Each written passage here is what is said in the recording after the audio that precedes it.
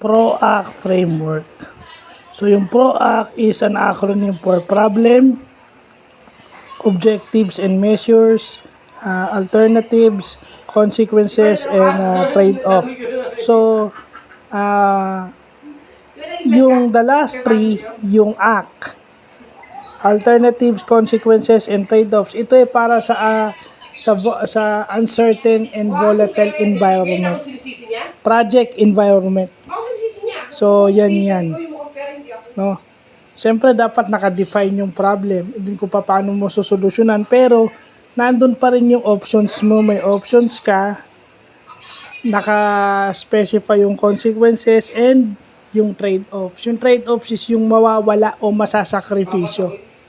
And some projects, yung trade-offs ang nawawala, no? They suffer the consequences because hindi nila pinag-aaralan yung trade-off. Kumbaga yung risk is hindi nila pinag-aaralang maigi yung risk. Yung risk management nila o yung risk management nila, yung kanilang risk tolerance ay napakababa.